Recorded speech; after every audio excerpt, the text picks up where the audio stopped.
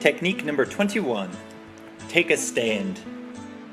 Okay, this one's a real knee slapper. I tried to catch fog yesterday. Missed. Technique 21, take a stand, gets students to actively make judgments about their peers' answers.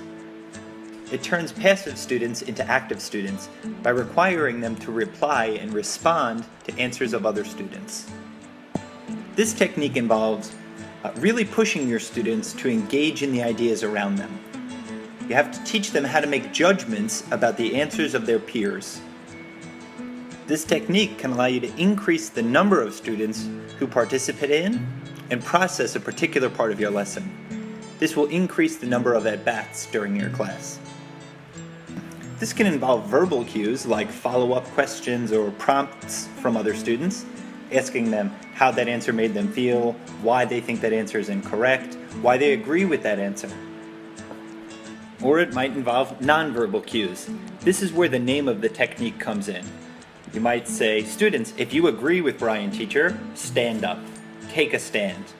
However, it could just be a thumb snap or stomping the ground, a thumbs up, a thumbs down, making an OK sign. Any kind of gesture, nonverbal cue that will get your students participating in following up to an answer. Take a stand helps teachers check for understanding.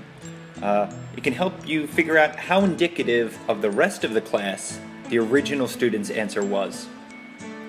When teachers ask for, are given, and then disregard an answer, it really diminishes the value of that answer in the eyes of the students.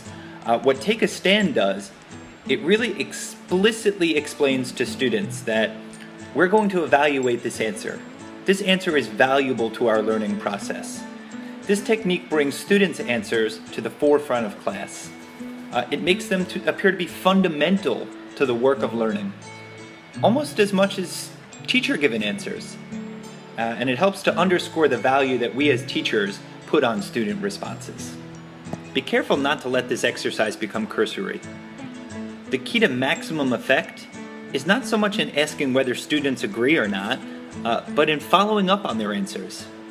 And this will inform your teaching and make students accountable for being mentally engaged and making good judgments, rather than an empty or obligatory participation.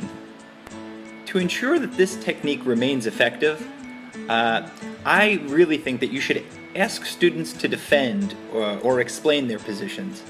You don't have to do it every time, but a fair amount of time. Anybody can raise their hand easily enough. The key is to make sure that students are really doing cognitive work. And when they do so, that you're going to check up on that work. Make sure that they're held accountable for their answers. Don't take all of the intellectual work out of the exercise by using leading questions. Make sure that your students' prompts don't give away the answer. If a student gives an incorrect answer, don't always say, raise your hand if you agree with this answer. You have to change up the prompt that you use. Raise your hand, snap your fingers, stomp your feet, put two hands on your head, make an O or an X with your fingers. As long as they are guessing, you're not leading.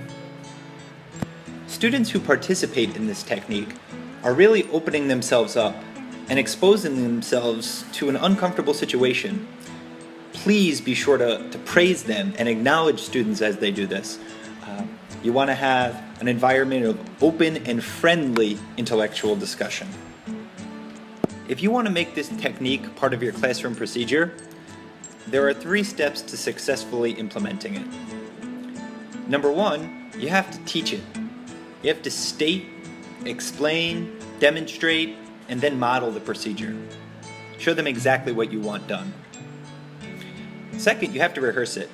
There needs to be practice and guided practice of the procedure under your supervision. You've got to give them a few example reps. Number 3, the third step is to reinforce it. So you can't teach it one day and expect students to master it. You've got to reteach it, rehearse it, practice, and then reinforce the procedure until it becomes a student habit. Usually this takes 3 weeks of classes. So I wish you good luck. As always, if you liked the video, you can find this one and many others on my Facebook page, Kaizen Teaching. Have a great day.